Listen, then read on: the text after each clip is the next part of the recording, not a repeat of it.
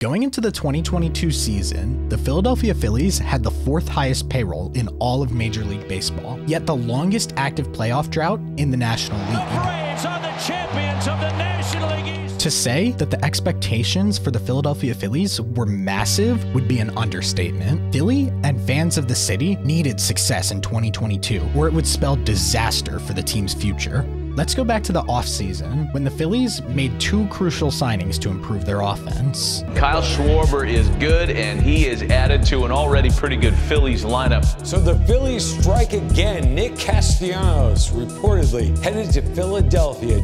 Although these signings seemed great offensively, they were at a detriment to the Phillies' defense. Kyle Schwarber had -8 defensive runs saved in 2021, and Nick Castellanos had -7, which put them both in the bottom 3 percentile of fielders in the MLB. Because both of these new signings had poor performance in the field, the Phillies' goal was to play either Schwarber or Castellanos at the DH position. That was until Bryce Harper got hurt. The Phillies now have to play both Castellanos and Schwarber in the field, and DH Harper since he can't throw. Now going into the postseason, the Phillies have one of the worst defensive teams in the MLB. When you look at defensive runs saved or zone fielding runs above average, the Phillies were bottom 5 in the MLB in both of these categories. The Phillies' defensive struggles came all over the field. Bohm, Schwarber, Castellanos, Vierling, and Stott were all bottom 80 fielders in the MLB according to defensive runs saved. These stats are historically bad, but what if I told you that by the time the playoffs started, the Phillies' bad defense did not affect the outcome of their games? With a combination of trade deadline upgrades, improving young players, and analytics, the Phillies were able to win games in the postseason despite not having very good defenders.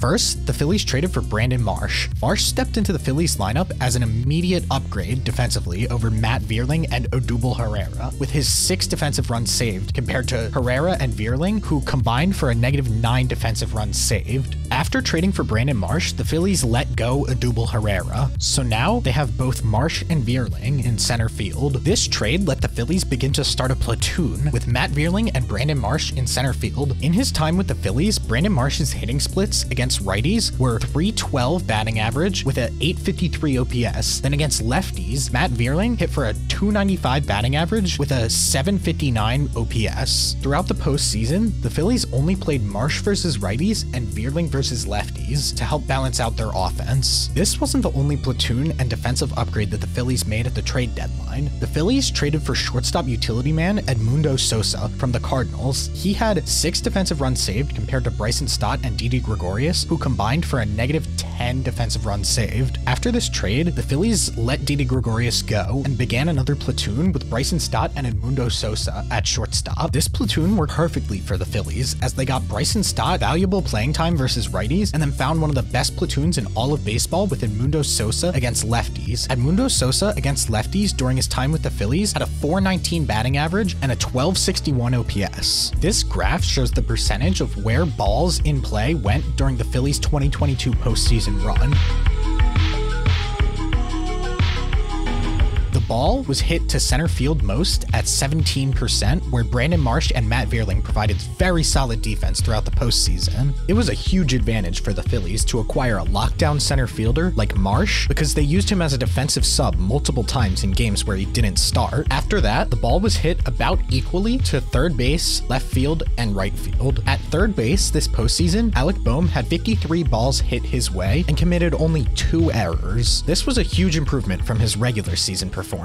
Bohm is only 26 years old, and this was his 2nd full year playing third base at the MLB level. Come playoff time, Bohm was not only making routine plays, but had a few moments where he robbed hits from his opponents with great plays.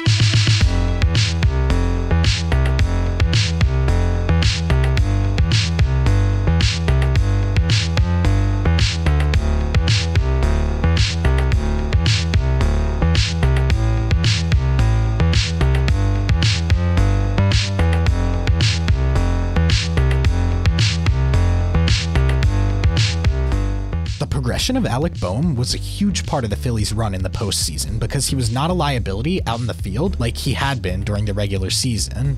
The next player who turned their fielding around this postseason was Nick Castellanos. This can partially be credited to the Phillies analytics team. In the 2022 season, Nick Castellanos was a below average fielder according to outs above average on all balls hit over his head, on balls hit in and to his right, and balls hit straight in. The only situation where Nick Castellanos was not a below average fielder was on balls hit in and to his left. So the Phillies throughout the postseason started moving Castellanos deeper and closer to center field so that Castellanos would have to come in on the ball and to his left. This was so that Marsh could get any balls hit to Nick's right. This strategy was perfect to play to Castellanos' strengths, and it was no surprise that Castellanos was able to make clutch plays like these as he was coming in on the ball and to his left.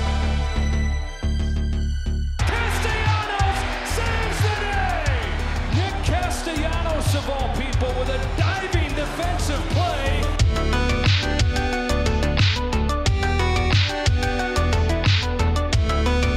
The ball also went to Kyle Schwarber at a high rate of 15%. Schwarber was about an average fielder in the postseason despite only committing one error.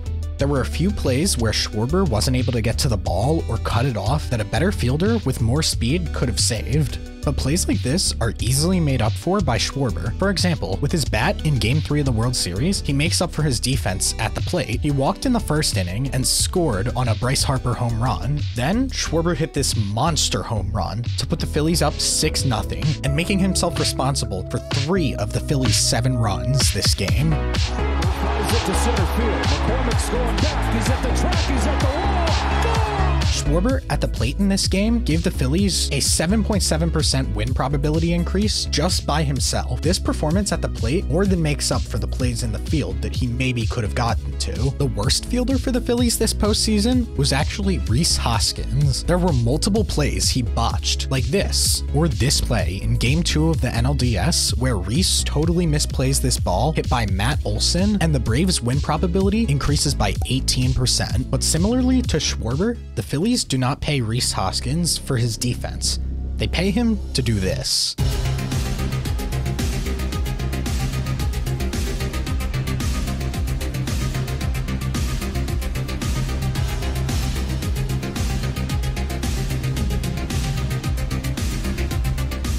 This gave the Phillies an 18.9% win probability increase. With just one swing, Hoskins is able to make up for his poor defense the game before and win Game 3. Luckily, the ball was only hit to Rhys 6.7% of the time in the playoffs, and his bat was able to make up for the defensive problems that he had. The 2022 Phillies made the most out of the players they had. This was not a team of gold glovers, but each player on the field contributed to their magical run. The Phillies made the World Series and took the Houston Astros dynasty to 6 games. The Phillies knew what they were doing with this strategy. The MLB has trended to a strikeout or home run league. Strikeout and home run rates have increased significantly over the last few years and are close to all-time highs in 2022. The Phillies had a 23.7% strikeout rate in 2022, and then in the postseason, they increased it to 26.8. So far, 1/4 of the time, the Phillies did not call on their defense to record outs. Overall, if you can manage your defense and just rely on strong hitters, you can build a successful team. The Phillies showed how you can build a team of pure hitters and overcome defense.